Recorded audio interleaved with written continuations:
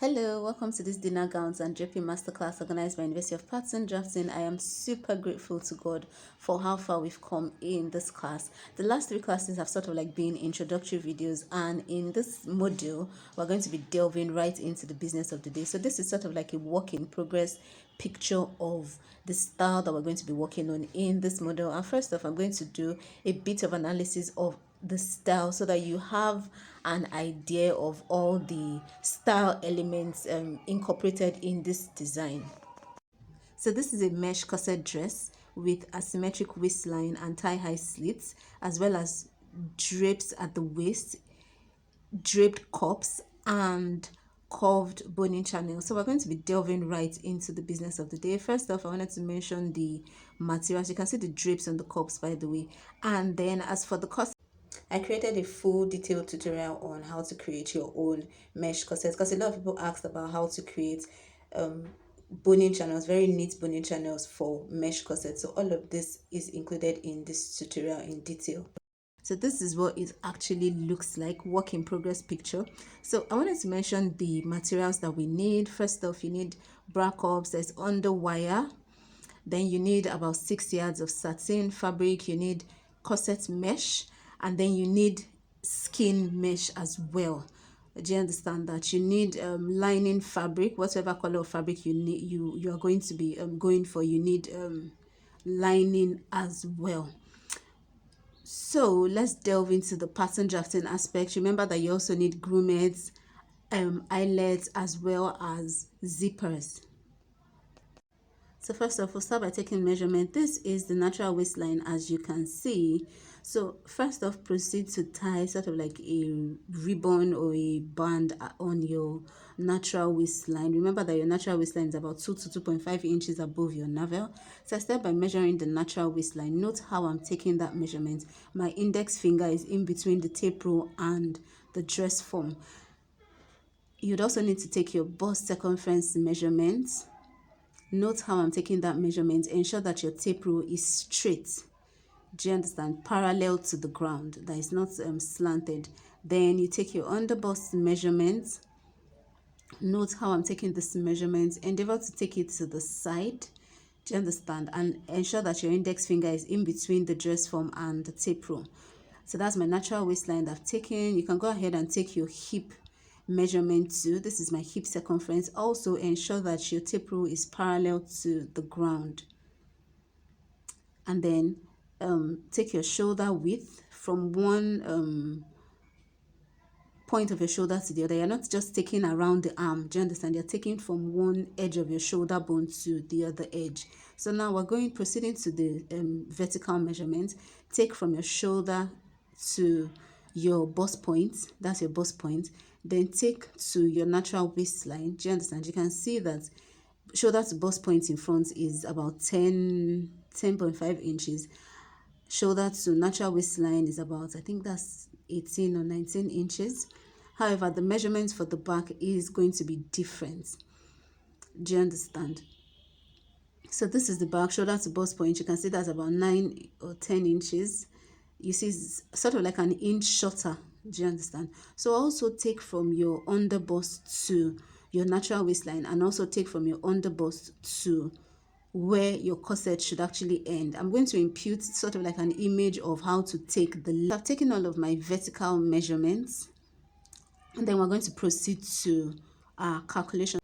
So we'll go ahead and do our preliminary calculations. Bear in mind that this is a mesh corset, so you can't overly snatch that waist. If not, the fabric would rip. So after doing your preliminary calculations, you can go ahead and draft out your basic bodice pattern. In drafting out this basic bodice pattern, bear in mind that the front basic bodice pattern at the bust area would be wider than that of the back for obvious reasons, which is the fact that the bust in front protrudes and obviously takes up more space than the back.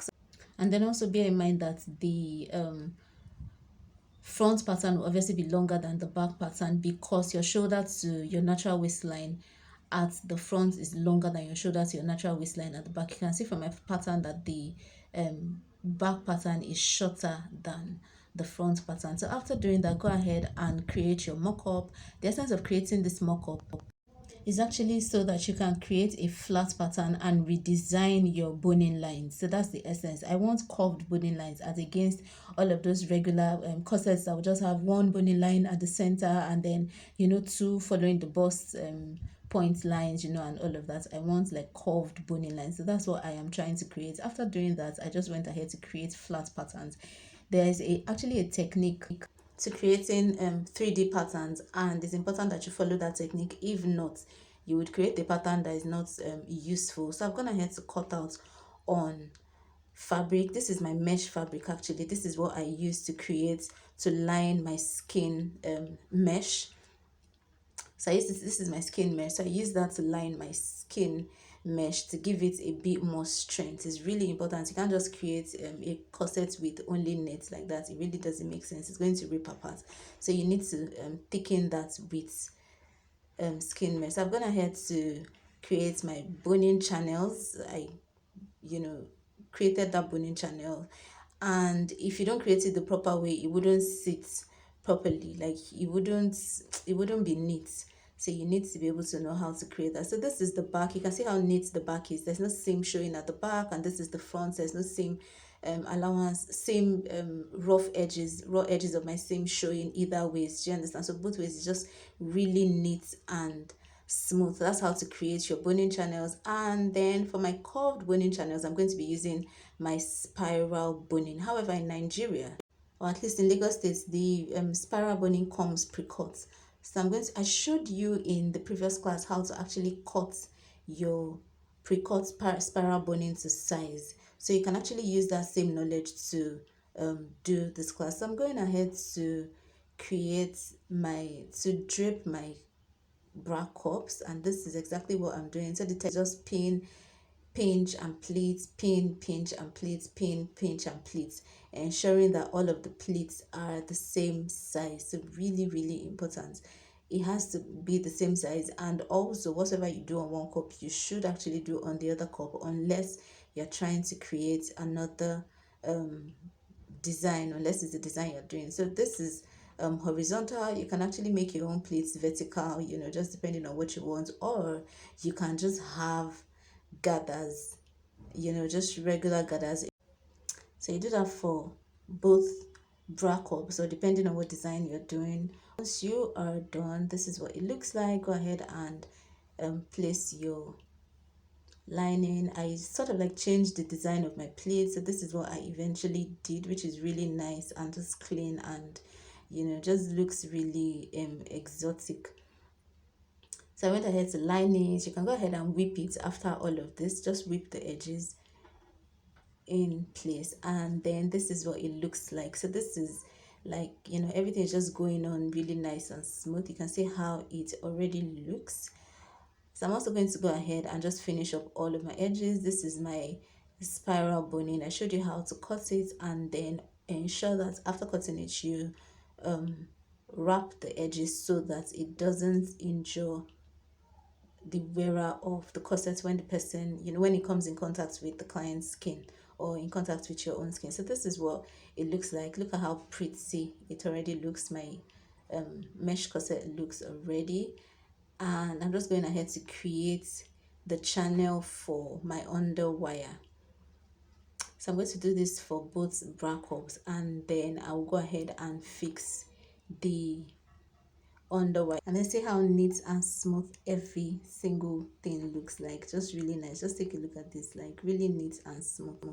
So I'm gonna head to fix the underwire. You can see once you fix it, like it just, you know, adds to that cupped shape.